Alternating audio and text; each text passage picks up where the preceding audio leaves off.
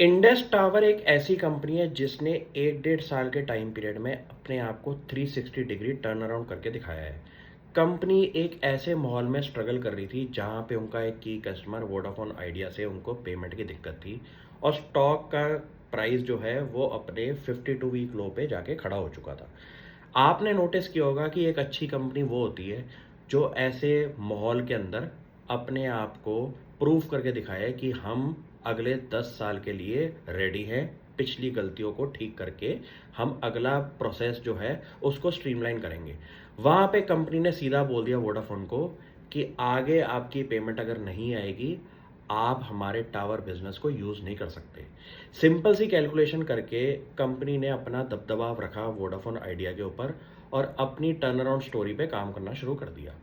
यहाँ पे आप नोटिस करेंगे 1 साल के टाइम पीरियड में कंपनी के नेट प्रॉफिट आज की डेट में 196% से ग्रो हुए हैं। कंपनी का एबिटा 50% से ग्रो हुआ है और कंपनी का नेट प्रॉफिट आज की डेट में 6000 करोड़ से ऊपर का हो चुका है। कंपनी ने सिंपल सी अपनी स्ट्रैटेजी रखी कि उनकी जो पेमेंट्स की दिक्कत शुरू हो गई थी वोडाफोन आइडिया के साथ, वहाँ पे कंपनी ने अपनी मैनेजमेंट ने क्लियरली अपने शेयर होल्डर्स को बताया कि यहाँ हमारा स्ट्रगलिंग टाइम पीरियड चल रहा है और हमारे को पेमेंट्स की दिक्कत आ रही है अपने की कस्टमर से। शेयर होल्डर कम्युनिटी के लिए बहुत इंपॉर्टेंट चीज़ है कि जिस कंपनी में वो पैसा लगा रहे हैं वहाँ की मैनेजमेंट आपको अपने अच्छे टाइम और बुरे टाइम के अंदर क्लियर कम्युनिकेशन रखे अपनी शेयर होल्डर कम्युनिटी के लिए।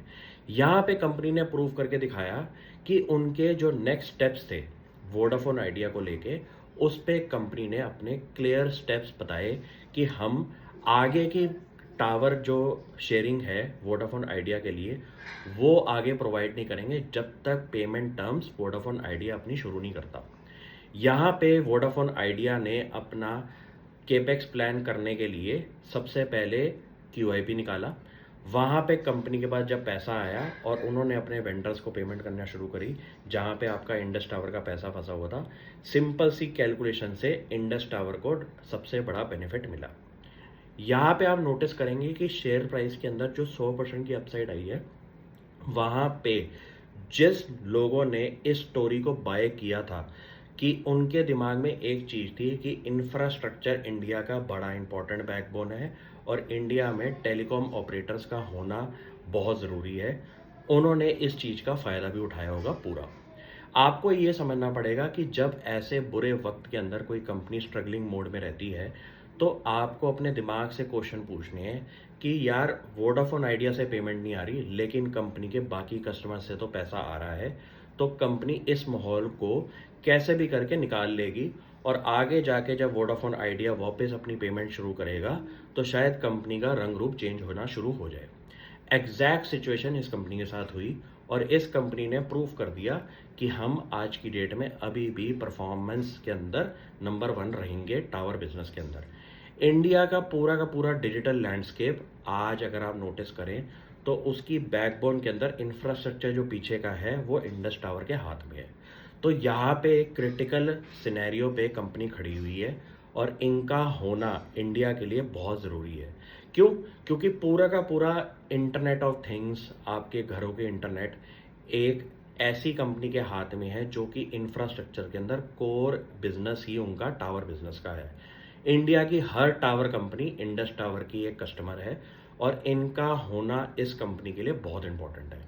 लेकिन सबसे सुनने वाली बात यह है कि कंपनी ने अपने स्ट्रगलिंग टाइम पीरियड के अंदर कैसे अपने आप को यूटिलाइज किया परफॉर्मेंस के अंदर और हर चीज़ क्लियरली अपनी इन्वेस्टर कम्युनिटी को बताया।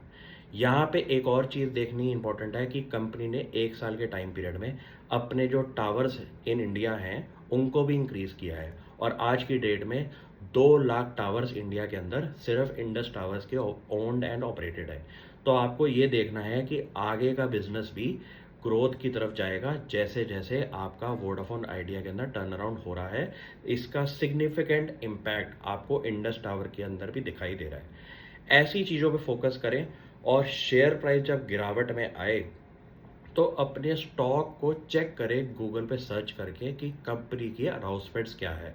ये करने से आपका एक कॉन्फिडेंस बिल्डअप रहता है कि यार ये जो गिरावट आई है इसका इम्पैक्ट जो है वो शॉर्ट टर्म भी हो सकता है, लॉन्ग टर्म भी हो सकता है।